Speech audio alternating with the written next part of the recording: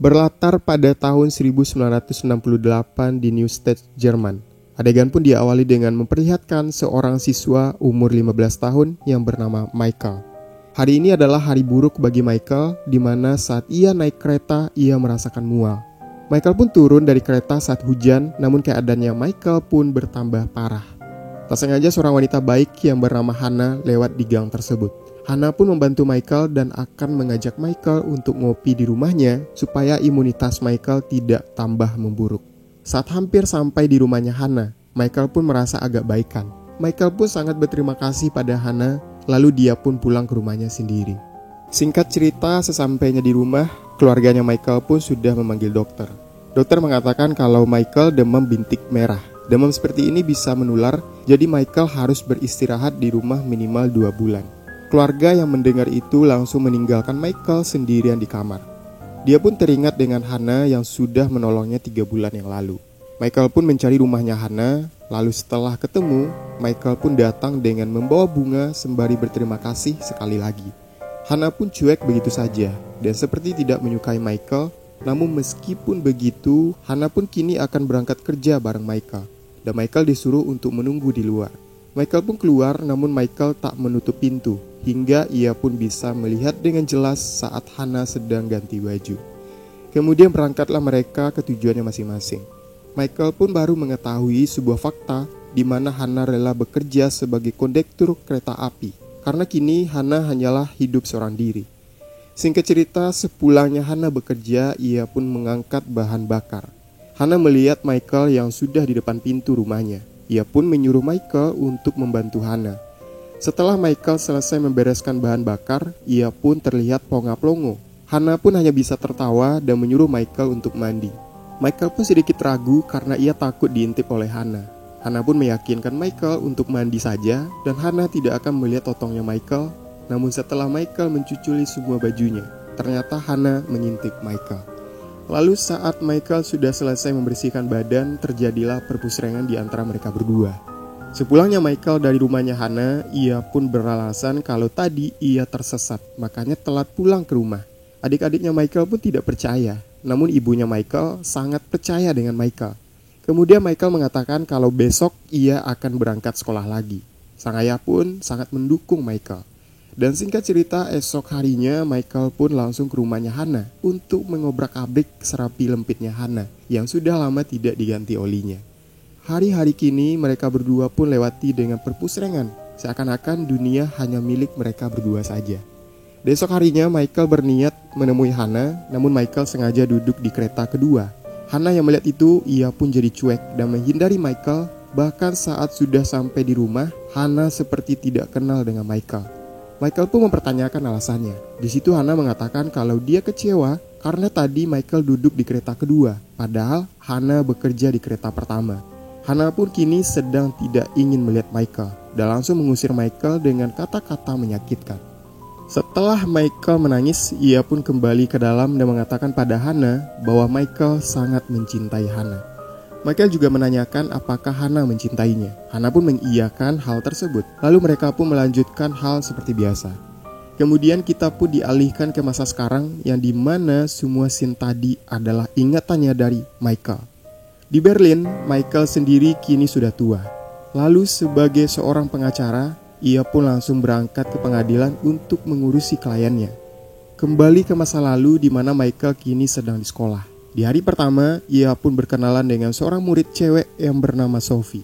Sophie pun nampak tertarik dengan Michael, bahkan Sophie yang ngajak kenalan dengan Michael. Lalu singkat cerita, kini ulang tahunnya Michael.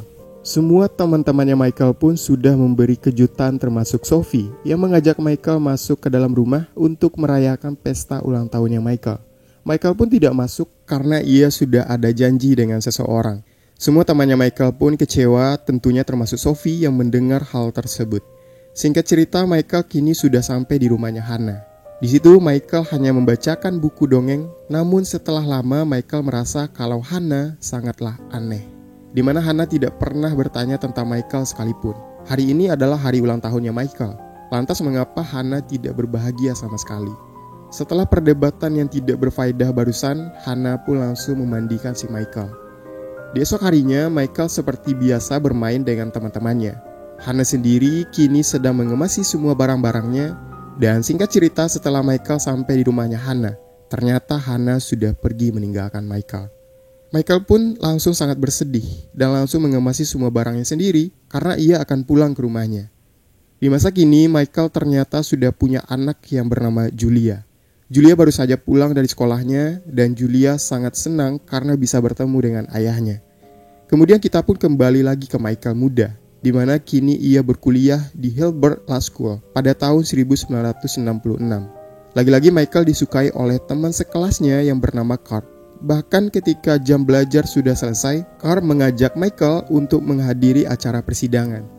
Singkat cerita, sesampainya di persidangan, saat Michael sedang mengambil pulpen, ia pun sangat terkejut karena tersangka di persidangan itu adalah Hana yang kini sudah menginjak umur 43 tahun. Hana adalah anggota kelompok SS Nazi. Awal perekrutan Hana karena pada waktu itu ada orang yang menawarkan pekerjaan sebagai penjaga. Hana yang butuh uang, ia pun menerima pekerjaan itu dan Hana ditempatkan di kamp konsentrasi sebagai salah satu penjaga. Kasusnya Hana adalah ia didakwa telah menseleksi para wanita lama dan membiarkan para wanita di kamp konsentrasi dibunuh. Dengan kata lain, Hana sudah membunuh para wanita tersebut. Hana pun menyangkalnya dan ia juga berkata bahwa para wanita itu hanya dipindahkan. Setiap penjaga di kamp konsentrasi juga memilih 10 orang untuk dipindahkan.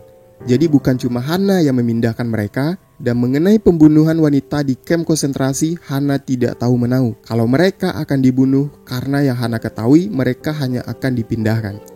Kemudian dihadirkanlah salah satu penjaga, ia pun menunjuk beberapa wanita yang dulunya pernah bekerja sebagai penjaga di kamp konsentrasi. Namun wanita ini mengatakan bahwa Hana adalah satu-satunya penjaga yang paling berbeda, di mana Hana selalu memanggil anak-anak dan orang lemah untuk membacakan buku untuk Hana. Awalnya ia kira Hana adalah penjaga yang sangat baik, namun ia tidak menyangka kalau Hana tega mengirim mereka untuk tewas. Lalu Michael sendiri yang mendengar itu, ia pun menyadari dan yakin 100% bahwa Hana tidak bisa menulis dan tidak bisa membaca. Kemudian dihadirkan kembali salah seorang korban di kamp konsentrasi. Wanita ini bercerita bahwa dulu di gereja ada serangan bom. Gereja tempat penampungan para wanita terbakar habis termasuk sekitar 300 wanita di dalam gereja tersebut. Mereka semua tewas karena pintu dikunci dari luar. 6 penjaga di kamp konsentrasi tidak membuka gereja mereka. Dan kini hanya wanita inilah yang selamat dari kejadian tersebut. Singkat cerita, beberapa hari kemudian, hakim pun sudah menanyakan kepada 5 penjaga, namun mereka tidak jelas kesaksiannya. Kini giliran Hana yang ditanya, mengapa Hana dan 5 penjaga tidak mau membukakan pintu gereja tersebut. Hana mengatakan dengan jujur bahwa para penjaga tidak membiarkan mereka keluar, karena jika mereka keluar, maka mereka akan kabur dan akan terjadi kekacauan yang lebih buruk. Kejadian pada saat itu sangat cepat dan tidak mudah dicerna oleh otak. Ada bom, ada salju, dan tentunya para penjaga tidak bisa membuka pintu gereja yang menahan para tahanan Yahudi. Hakim yang mendengar itu pun ia sudah paham. Lalu hakim juga sudah menginterogasi kelima penjaga dan kelima penjaga melawan Hana, yang dimana kelima penjaga menunjuk Hana sebagai orang yang telah bertanggung jawab atas kejadian tersebut. Hana pun mengelak dan mengatakan kalau dulu kejadian itu sudah didiskusikan dan mereka berlima juga menulis perintah yang sama dengan Hana. Kelima penjaga yang mendengar itu mereka pun mengelak dan menuduh kalau Hana sendiri yang menulis perintah tersebut. Hakim yang mendengar pembicaraan itu, ia pun menyuruh Hana untuk menulis. Jika tulisan Hana sama seperti yang di surat perintah atau laporan, maka Hana akan terbukti bersalah dan terbukti bertanggung jawab sendirian atas terbunuhnya 300 wanita yang ditahan. Di situ Hana pun berpikir sangat keras, lalu setelah lama berpikir entah apa yang dipikirkan oleh Hana. Yang pasti Hana mengakui bahwa ia sendirilah yang menulis laporan tersebut. Di esok harinya, profesor yang tahu kalau Michael ada rasa dengan salah satu terdakwa.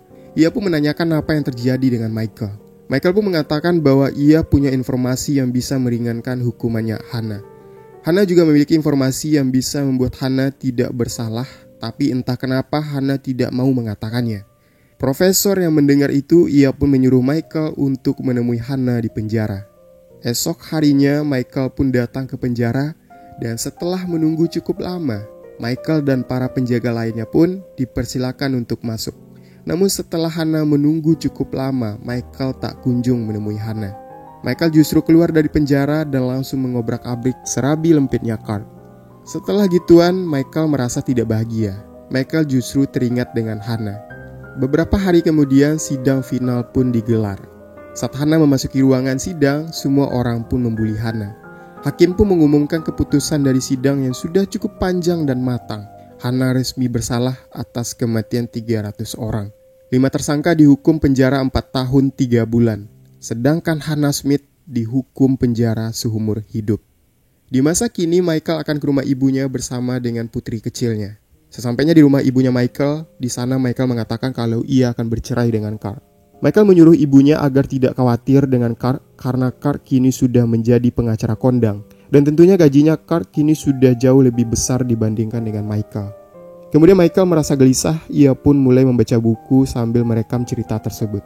Lalu ia pun mengirimkan hasil rekaman itu kepada Hannah. Hannah yang mendengar suara Michael, ia pun sangat terharu. Beberapa hari kemudian, Hannah pun sudah mulai hafal dengan ceritanya Michael. Lalu Hannah ke perpustakaan untuk meminjam buku yang sama dengan buku yang dibacakan oleh Michael. Kemudian sambil mendengarkan rekamannya Michael, Hannah pun mulai belajar membaca sendirian. Beberapa tahun kemudian, Hannah sekarang sudah mulai bisa menulis. Ia pun segera mengirim surat pada Michael. Hannah meminta agar Michael kembali membuat rekaman tentang kisah romantis. Michael yang membaca itu pun ia sangat terharu. Singkat cerita, Michael pun dihubungi oleh petugas penjara. Ia mengabarkan kalau Hannah sudah dipenjara selama 20 tahun lebih. Sebentar lagi Hannah akan dibebaskan. Hannah tidak punya keluarga ataupun kerabat satupun.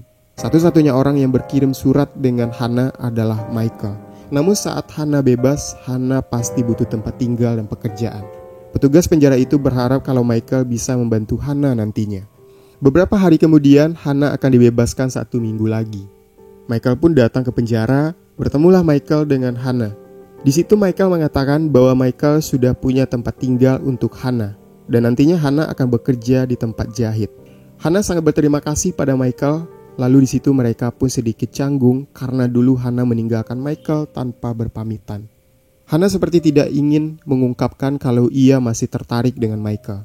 Begitu juga dengan Michael yang masih sangat peduli dengan Hannah, namun karena Michael masih ingat kalau dulu Hannah pernah meninggalkannya, Michael pun bersikap dingin pada Hannah. Kemudian langsung berpamitan dan akan kembali 1 minggu lagi untuk menjemput Hannah. Singkat cerita, 1 minggu kemudian Michael pun sudah sampai di penjara. Petugas penjara itu pun mengantarkan Michael dengan sedih. Lalu setelah sampai di sel, ternyata Hannah sudah bundir. Hannah juga menuliskan sebuah pesan untuk Michael, di mana Hannah punya uang dan beberapa uang di bank. Michael harus memberikan uang itu untuk anak-anak yang selamat dari kamp konsentrasi. Michael yang mendengar itu pun, ia langsung menyesal karena kemarin sudah bersikap dingin pada Hannah. Seminggu kemudian Michael menemui salah satu anak orang yang selamat dari kamp konsentrasi.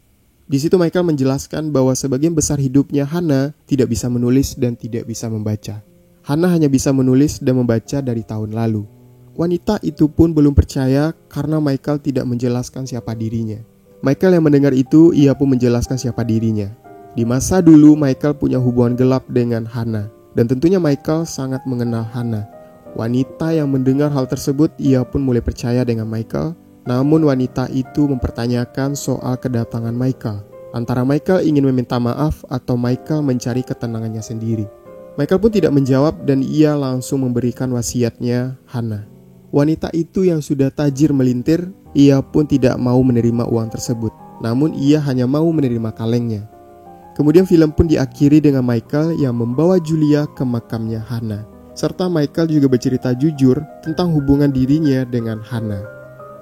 Nah, seperti itu lalu cerita dari film The Readers. So, coba tuliskan di kolom komentar bagaimana menurut kalian tentang pembahasan kali ini. Dan jika kalian suka, jangan lupa berikan like-nya. See you di Setiawan. Thanks for watching video and until next time.